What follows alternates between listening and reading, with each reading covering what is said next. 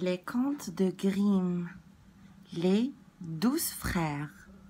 Il était une fois un roi et une reine qui vivaient ensemble en bonne entente.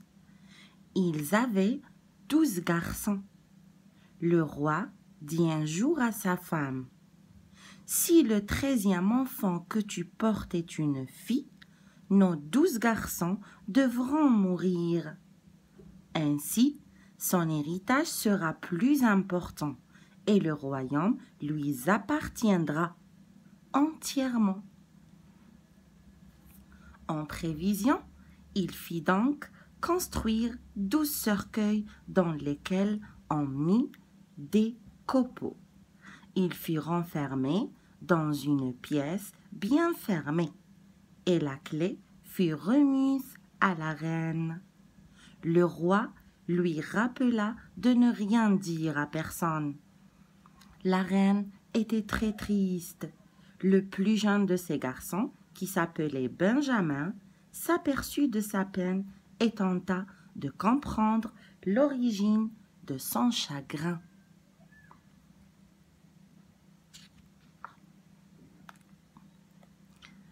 « Mère, pourquoi es-tu malheureuse ?» lui demanda-t-il.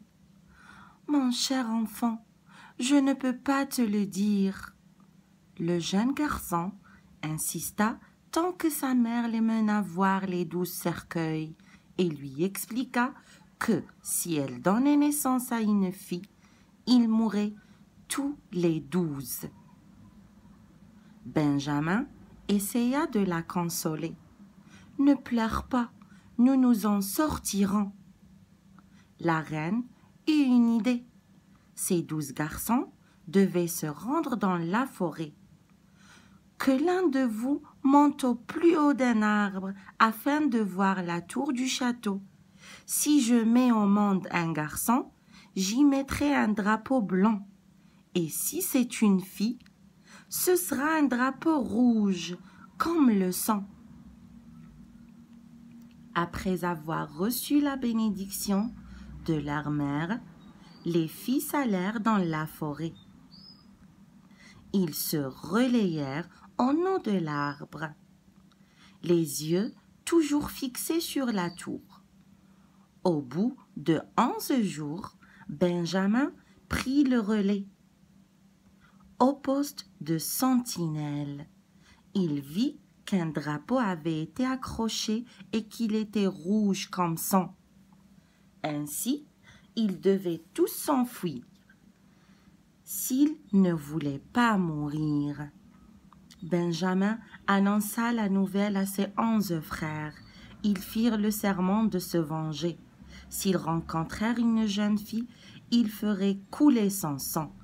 Ils s'enfoncèrent plus loin dans la forêt et y trouvèrent une pauvre cabane. Ils décidèrent de s'y installer. Les 11 aînés prirent la parole. « Toi, Benjamin, tu es le plus jeune, alors tu t'occuperas du ménage. Nous irons à la chasse. » Ils tuèrent des chevreuils, des lièvres, des oiseaux qu'ils rapportaient à Benjamin, qui les cuisinait.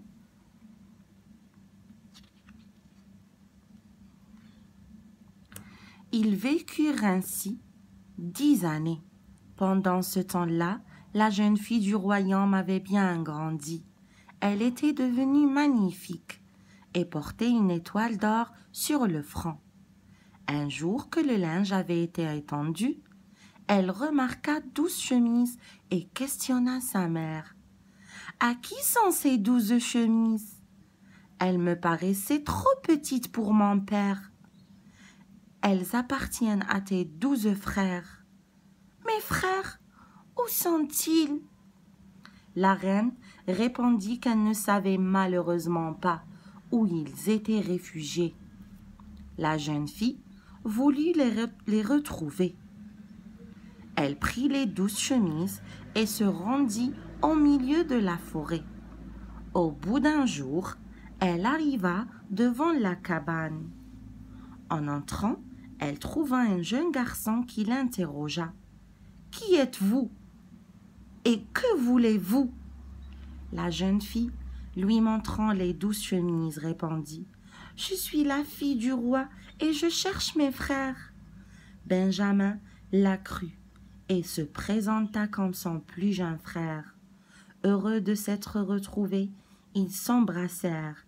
Il lui expliqua le serment prêté par les 12 frères. La princesse était disposée à sacrifier sa vie pour que ses frères puissent récupérer ce qu'il avait perdu. Benjamin n'était pas d'accord et lui demanda de se cacher derrière une cuve en attendant l'arrivée de ses frères.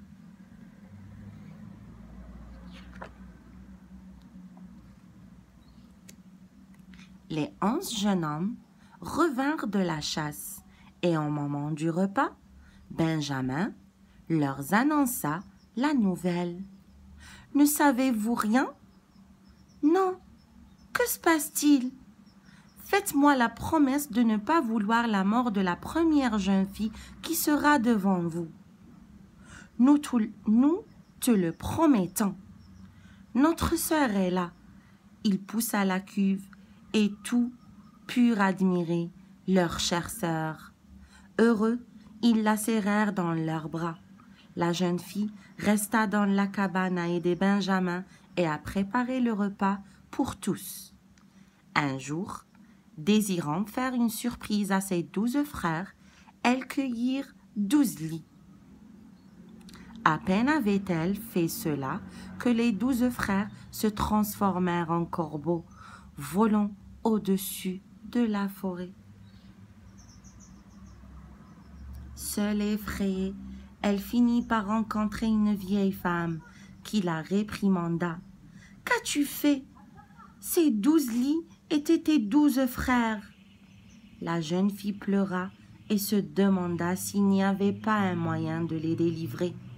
La vieille femme lui apprit que le sort ne pouvait être rompu que si pendant cette année, elle ne prononçait aucun mot. Elle se mit alors sur un rocher et fila sans prononcer une seule parole. Un jour, qu'un roi passait par là, il vit la jeune princesse et fut ébloui par sa beauté. Il lui demanda si elle voulait bien le suivre et l'épouser. La princesse fit oui de la tête. Ils se rendirent au palais où quelque temps après furent célébrées de belles noces, même si la princesse resta aussi muette. Ils étaient heureux, mais la méchante belle-mère de la jeune fille ne l'aimait guère et faisait tout pour lui nuire.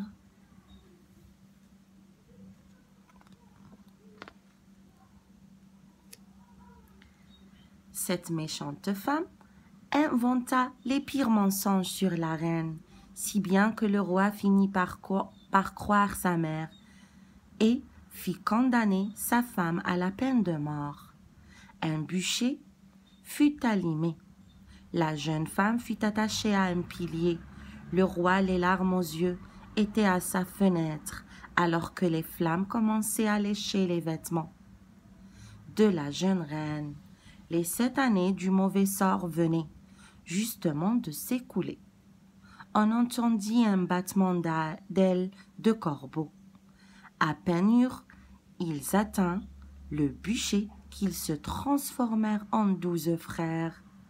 Rapidement, ils éteignirent les flammes, dénouèrent les liens de leur sœur et l'embrassèrent.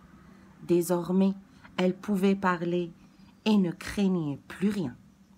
Elle raconta au roi la raison de son silence. Le roi fut ravi de retrouver sa belle et ils vécurent tous ensemble bien heureux jusqu'à la fin de leur vie.